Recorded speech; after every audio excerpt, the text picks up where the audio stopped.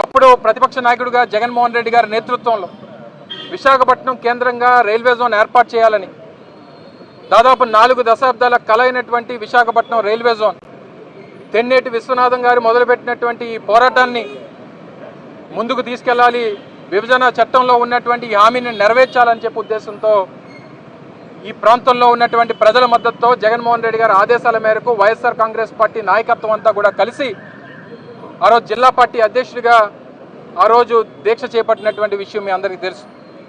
అప్పుడు అక్రమంగా తెలుగుదేశం పార్టీ ప్రభుత్వంలో నా మీద అటెంప్ట్ టు సూసైడ్ కింద కేసు బనాయించి క్రైమ్ రిజిస్టర్ చేసి దాదాపు 10 సంవత్సరాల పాటు కోర్టుల చుట్టూ తిరిగేటువంటి కార్యక్రమం చేశారు. అయినప్పటికీ ప్రజాపక్షం కోసం, ఈ ప్రాంత భవిష్యత్తు కోసం, ఈ ప్రాంత ప్రజల తాలూకు ఆకాంక్ష కోసం ఆ పోరాటాన్ని చేశాం. మొన్న మీ అందరూ చూశారు, గడిచినటువంటి నెల రోజుల క్రితం న్యాయస్థానం ఆ కేసుకు సంబంధించి 6 నెలల పాటు జైలు శిక్ష, 5,000 రూపాయలు జరిమానా నా మీద విధించినటువంటి పరిస్థితులు మీరు అందరూ కూడా చూశారు. అయినప్పటికీ న్యాయస్థానంలో ఉన్నటువంటి అవకాశాల మేరకు ఏదైతే సెకండ్ ACMM కోర్టు ఇచ్చినటువంటి జడ్జిమెంట్ని, వారు ఇచ్చినటువంటి అవకాశాన్ని వినియోగించుకొని విశాఖపట్నం ప్రిన్సిపల్ PDJ కోర్టులో అప్లై చేసి సస్పెన్షన్ ఆఫ్ సెంటెన్స్ని అప్లై చేసి బెయిల్ అప్లై చేయడం, బెయిల్ రావడం, ఈరోజు ఆ సెకండ్ ACMM కోర్టులో ఆ బెయిల్ని ప్రజెంట్ చేసి మరి ఫర్దర్గా ఈ ఇష్యూని అపీల్ చేయాలనేటువంటి కార్యక్రమాన్ని చేస్తూ ఉన్నాం. దానికి మా పార్టీకి సంబంధించినటువంటి లీగల్ సెల్ ప్రతినిధులు కానీ, నా తరపున వాదిస్తున్నటువంటి అడ్వకేట్ అప్పారావు గారు కానీ, ఇప్పుడు PDJ కోర్టులో రవి గారు, వీరందరూ కూడా మా సీనియర్ కౌన్సిల్స్ అంతా కూడా వాదిస్తూ ఉన్నారు. ఏదేమైనప్పటికీ మొదటి నుంచి చెప్తూ వచ్చాం, విశాఖపట్నం కేంద్రంగా రైల్వే జోన్ ఏర్పాటు కోసం ఎంతటి పోరాటానికైనా సిద్ధం, దేనికన్నా మేము సిద్ధంగా ఉన్నాం అనేటువంటి విషయాన్ని చెప్పాం. ఆ రోజు పోరాటం కారణంగానే 2018లో ఎన్నికల ప్రచారం కోసం వచ్చినటువంటి ఆనాటి ప్రధాని నరేంద్ర మోడీ గారు విశాఖపట్నం కేంద్రంగా రైల్వే జోన్ ఏర్పాటు చేస్తామన్నటువంటి ప్రకటన చేశారు. 2019లో మేము అధికారంలోకి వచ్చాం. వచ్చినటువంటి 6 నెలల్లో కరోనాను ఎదుర్కొన్నాం. తర్వాత పరిస్థితులన్నీ సద్దుమరిగిన తర్వాత కేంద్రం నుంచి రైల్వే జోన్ ఏర్పాటుకి సంబంధించినటువంటి భూమికి కేటాయింపులు చేయమని చెప్పి వారు కోరడం జరిగింది. ముడసల్లో దగ్గర దాదాపు 50 ఎకరాల భూమిని 2024 జనవరి మాసంలో భూమిని కేటాయించాం. దానికి సంబంధించినటువంటి గెజిట్ కూడా మొన్న విడుదలైనటువంటి పరిస్థితులు చూసాం. కానీ బాధాకరమైనటువంటి విషయం, మొదటి నుంచి అడుగుతున్నటువంటి విషయం, ఈ ప్రాంత ప్రజల తాలూకా ఆకాంక్ష ఏదైతే పూర్తి స్థాయిలో ఉన్నటువంటి వాల్టేర్ డివిజన్ని విశాఖపట్నం కేంద్రంగా ఉన్నటువంటి రైల్వే జోన్లో జతపరచాలని చెప్పి కోరడం జరిగింది.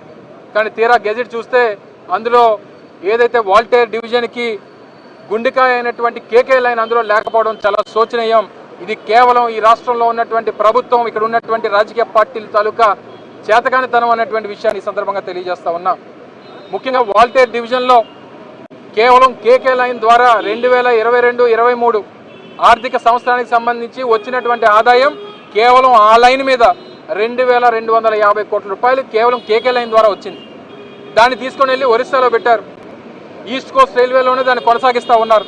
మొదటి నుంచి అడుగుతున్నటువంటిది పూర్తిగా వాల్టేర్ డివిజన్లో ఏవైతే లైన్స్ ఉన్నాయో, ప్రధానంగా KK లైన్ ఏదైతే ఉందో, కొత్త వలస కిరండల్ లైన్ ఏదైతే ఉందో, పూర్తి ఆదాయాన్ని ఇస్తున్నటువంటి లైన్ని తీసుకొని వెళ్ళి మీరు ఒరిస్సాలో పెడితే అంటే ఇక్కడ ఉన్నటువంటి పాలకులు చేతకాని వాళ్ళ కాదా అన్నటువంటిది ఒకసారి ప్రజలు ఆలోచన చేయమని చెప్పి కోరుతా ఉన్నా. నిన్న మొన్న అధికార పార్టీ నాయకులు మాట్లాడుతూ ఉన్నారు, ఈరోజు స్థానిక పార్లమెంట్ సభ్యుడు మాట్లాడుతూ ఉన్నాడు, మొన్న భారతీయ జనతా పార్టీ రాష్ట్ర అధ్యక్షులు మాట్లాడుతూ ఉన్నారు, మొన్న కొంతమంది తెలుగుదేశం పార్టీ నాయకులు సంబరాలు చేసుకుంటూ ఉన్నారు. మీరు సాధించింది ఏంటి? ఇందులో మీరు పోరాటం చేసింది ఏంటి? కేవలం మీరు ప్రభుత్వంలో ఉన్నారు కాబట్టి, మీరు ప్రభుత్వంలో ఉండి కనీసం KK లైన్ సాధించుకోలేనటువంటి పరిస్థితుల్లో చేతగాని వల్ల మీరు ఉన్నటువంటి పరిస్థితుల్ని ప్రజలందరూ కూడా గమనిస్తూ ఉన్నారు అనేటువంటి విషయాన్ని తెలియజేస్తూ ఉన్నాం. KK లైన్ కొనసాగింపు అనేటువంటిది వాల్టేర్ డివిజన్లో నడిస్తే ఇక్కడ ఉన్నటువంటి ఇన్ఫ్రాస్ట్రక్చర్ డెవలప్మెంట్ కానీ, కొత్తగా లైన్ల ఏర్పాటు విషయంలో కానీ, రెవెన్యూ జనరేషన్ కానీ, ఇక్కడ ఉన్నటువంటి సౌత్ కోస్ట్ రైల్వే హెడ్ క్వార్టర్గా ఉన్నటువంటి విశాఖపట్నానికి అన్ని రకాలుగా కూడా ఈ డివిజన్ పరిధిలో ఉన్నటువంటి ఈ జోన్ పరిధిలో ఉన్నటువంటి అన్ని డివిజన్స్కి మేలు జరుగుతుందనేటువంటి విషయాన్ని దయచేసి గమనించాలని చెప్పి కోరుతా ఉన్నాం. ఇప్పటికన్నా ప్రభుత్వం వారు మారాలి, కేంద్ర ప్రభుత్వం మీద ఒత్తిడి తీసుకురావాలి. మీరు ఒరిస్సాలో భారతీయ జనతా పార్టీ ప్రభుత్వం ఉంది కాబట్టి అక్కడ ఎక్కడ తిరుగుబాటు వస్తుందనేటువంటి ఉద్దేశంతో మీరు మీ చేతకాంతనాన్ని మీరు ప్రదర్శిస్తూ ఉన్నారు. మొన్న గూగుల్ శంకుస్థాపనకి రైల్వే శాఖ మంత్రి వచ్చారు, ఎందుకు అడగలేపారు? మీరు వేదిక మీద ఎందుకు మాట్లాడలేదు? వచ్చినటువంటి 27, 28 గూగుల్ శంకుస్థాపనకు వచ్చారు. 4వ తారీఖున గెజిట్ వచ్చింది. గెజిట్లో చూస్తే కేకే లైన్ లేదు. ఇది మీ చేతకాంతనమా కాదా? ఒక్కసారి ఈ రాష్ట్రంలో ఉన్నటువంటి ప్రభుత్వం ఆలోచన చేయాలి. ఇప్పటికన్నా మీరు రైల్వే జోన్ విషయంలో మీరు చేసినటువంటిది ఏమీ లేదు, మీ పోరాటం లేదు, మీ సహకారం లేదు, మీరు కేంద్ర ప్రభుత్వాన్ని ప్రశ్నించింది లేదు. కేవలం ముష్టిలాగా కేంద్ర ప్రభుత్వం మీకు ఇచ్చి ఈ రాష్ట్రానికి ముష్టిలా పడేస్తాం, దీన్నే మీరు తినండి లేదా దీంతో మీరు ఆనందపడండి అనేటువంటి విధంగా వారు వ్యవహరిస్తూ ఉంటే, చంద్రబాబు నాయుడు గారు ఎంత సీనియర్ నాయకుడు అని చెప్తారు, 45 సంవత్సరాల హిస్టరీ అని చెప్తారు, 45 సంవత్సరాలు ఎక్స్పీరియన్స్ అని చెప్తారు. తీరా చూస్తే గుండెకాయ లేనటువంటి ప్రాణాన్ని మనకిచ్చి మీరు పండగ చేసుకోండి అనేటువంటి మాటలు కేంద్ర ప్రభుత్వం చెప్తా ఉంటే మీరు కనీసం స్పందించకపోతే మిమ్మల్ని ఏమనాలో ఒకసారి ప్రజలు ఆలోచన చేయమని చెప్పి కోరుతా ఉన్నా. తప్పకుండా ఈ పోరాటం ఇంతటితో ఆగదు. మొన్ననే మా జిల్లా పార్టీ అధ్యక్షులు కేకే రాజు గారు కానీ మా పార్టీ నాయకులు జగన్మోహన్ రెడ్డి గారు కానీ ఎప్పటికప్పుడు దీని మీద సమీక్షిస్తూ ఉన్నారు. YSR Congress party KK line Visakhapatnam railway జోన్లో తీసుకొచ్చేంత వరకు కూడా మా పోరాటం కొనసాగుతూనే ఉంటుంది. నేను వ్యక్తిగతంగా నా మీద ఎన్ని కేసులు పడినా ఎన్ని శిక్షలు పడినా దేనికన్నా సిద్ధంగా ఉంటాం. ప్రజల కోసం, ఈ ప్రాంతం కోసం, ఈ ప్రాంత భవిష్యత్తు కోసం అనేటువంటి విషయాన్ని మరొకసారి మీ ద్వారా తెలియజేసుకుంటూ, మాకు కూడా న్యాయస్థానాల మీద గౌరవం ఉన్నాయి, మా న్యాయవాదులు ఉన్నారు, అందరూ కూడా ఉన్నారు. తప్పకుండా ఈ న్యాయ పోరాటాన్ని కొనసాగిస్తాం. ఓ పక్క ప్రజాపక్షాన పోరాటం చేస్తాం, ఈ రాష్ట్ర భవిష్యత్తు కోసం దీన్ని కొనసాగిస్తూనే ఉంటాం అనేటువంటి విషయాన్ని మరొకసారి తెలియజేస్తా ఉన్నాం.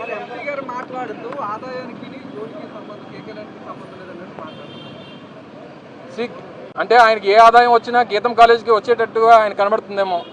అంటే రాష్ట్రంలో ఉన్నటువంటి భూములను కబ్జా చేసి 55 ఎకరాలు ప్రభుత్వ భూమిని కబ్జా చేసినటువంటి వ్యక్తులు కూడా సూక్తులు చెప్తున్నారంటే ఏం మాట్లాడాలి చెప్పండి?